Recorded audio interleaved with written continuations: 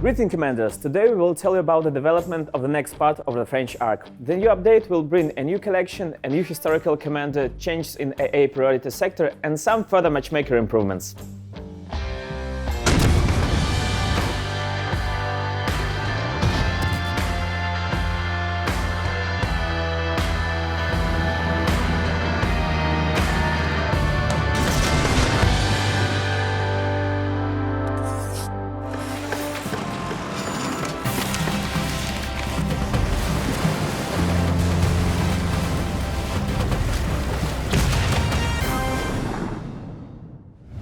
How to get a new collection and which ship is the best for Filippo Buono, Konstantin Pavlov knows the answers.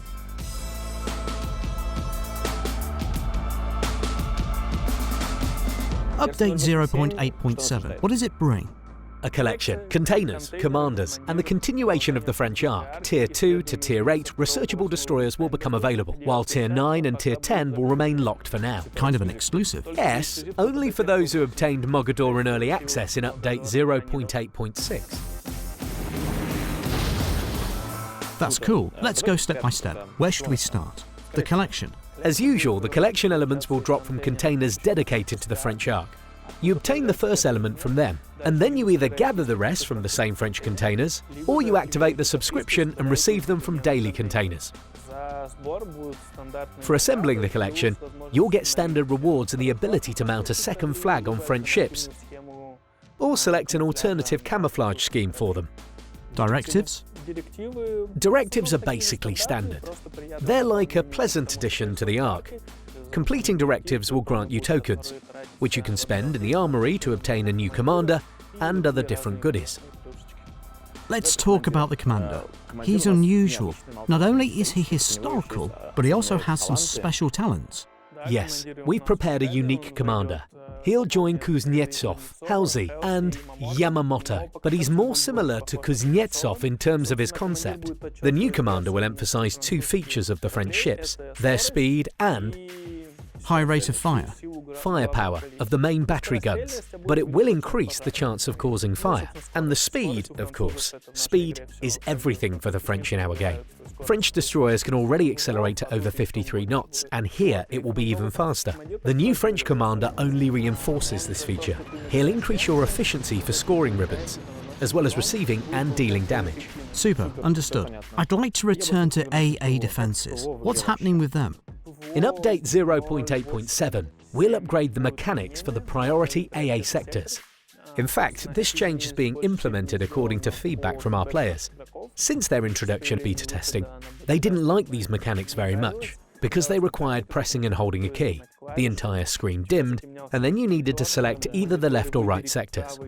All this distracted from the battle and was difficult to live with. Now the mechanics are much easier. You turn the camera to either the port or starboard sides, click a button, and that side becomes active. How does it work? You instantly deal some minor damage, between 3% and 6% of a squadron's entire HP. And this damage is distributed in such a way that you try to shoot down as many aircraft as possible from the squadron that's attacking you. Of course, if this squadron is at full health, you'll deal some damage to it, but it's unlikely that you'll destroy any planes with this initial burst. But it will hurt at least.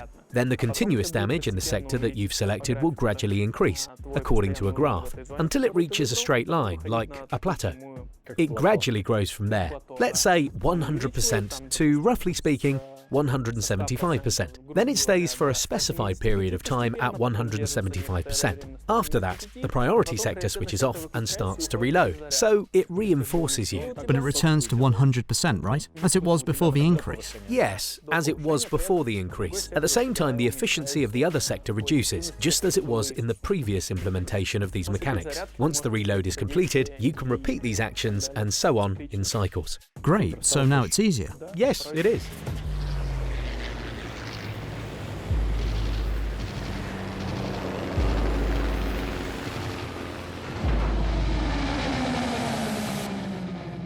What about perks? Will we rework them? Together with the priority sectors, we're reworking the manual fire control for AA armament skill. Let me break it down for you. There are 3 entities in the new sector: the instantaneous damage that you deal, the reinforcement of your base sector, and lastly, reloading. So, The skill will simply ignore the second part, but will reinforce the instantaneous damage several times, and increase the reload time as well. It's necessary for ships that inflict weak damage within their AA auras.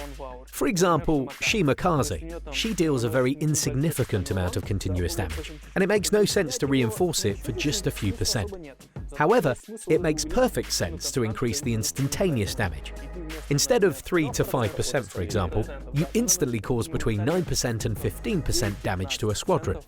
That's significant, and if you play on an aircraft carrier, you might think, should I attack this destroyer or not? Maybe it's better to look for another target. Cool. So, what the new collection is about, and what exactly did the French Navy do in Alexandria? Let's ask Sergei Zhebrovsky about it.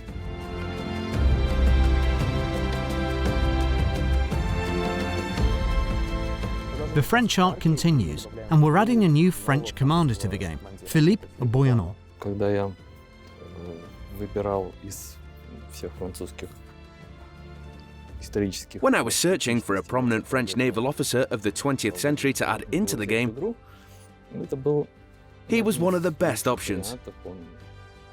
He was a real Frenchman, and an imposing, handsome, and very talented officer who rose through the ranks very quickly and was always in the right place at the right time. He did everything he could to ensure that the French Navy conducted itself in the war with dignity and ended it victoriously. Could you tell us about a turning point in his biography related to his service? After France capitulated, a very strange situation arose when the French fleet in Africa suddenly became opponents for the British, their former allies. In particular, in Egypt, in Alexandria, French and British squadrons were stationed in one port, side to side, and the British sailors didn't know what to do.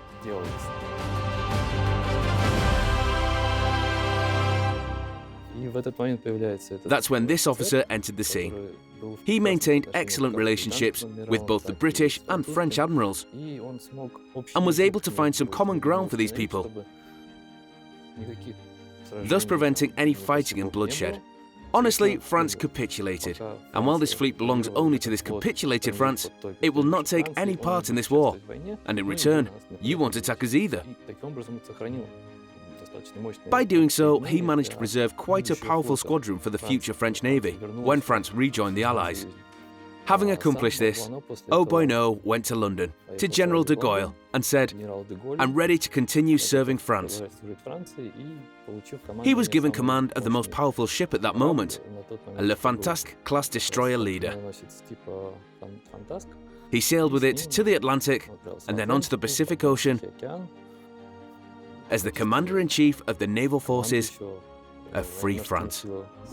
Plainly speaking, his country capitulated, but he kept on fighting. Yes, he did, together with those who hadn't accepted that surrender, and he was prepared to fight until the end. Let's switch from a Boyanot to the collection. What will it include? Does it have any connection to the commander? And how did you create it in general? I've suggested naming the collection Legion of Honor, after the highest French order of merit, the Legion of Honor. It's not just a reward. Its creator, Napoleon Bonaparte, intended it to be kind of a knightly order uniting the best of the best citizens of the country. The collection comprises 4 sheets. Half of them are dedicated to French military decorations, while the other half concentrates on ships, namely the ships from the branch that's getting released in this update.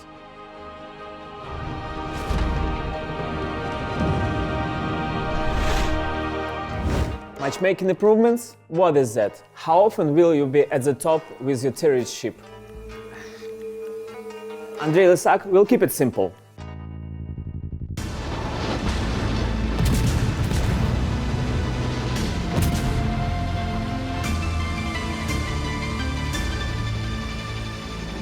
Hi, Can we talk about matchmaking?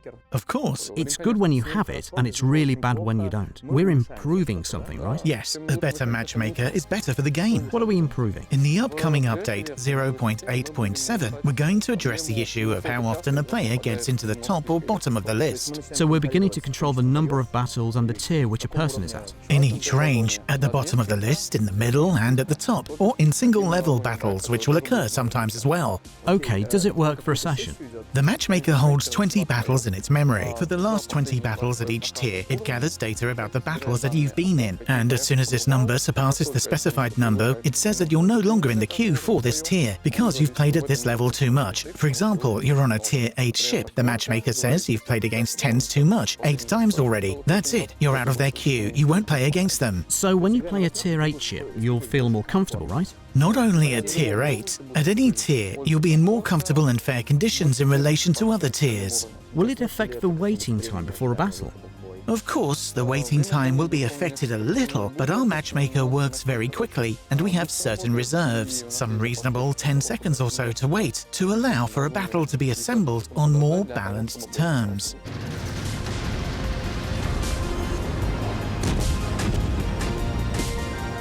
Excellent. You've said that it's only the first step towards a greater goal. Where are we heading and when will it happen? It was at preparatory stage before trying to resolve a much more complex issue, which can be described as, "Help me, I'm a lonely 8 in a battle of 10s." You can feel quite uncomfortable in a situation like this. In one of the upcoming updates, we hope it'll happen quite soon, we'll implement the following algorithm. If a battle doesn't take too long to assemble, the number of ships at every tier will also be determined by some limits. For example, in a Tier 10 battle, there will be no less than 3 or 4 8s, and no more than 5 10s. So this will place some kind of limits on the number of ships by tier? Yes, and sometimes they'll be at the top and sometimes at the bottom of the list, all to make a battle as healthy as possible in terms of ship types. I mean ship tiers, not types, of course.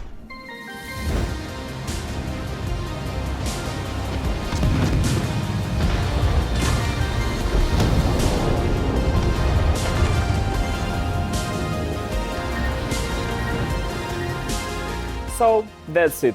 Like our video and subscribe to our channel.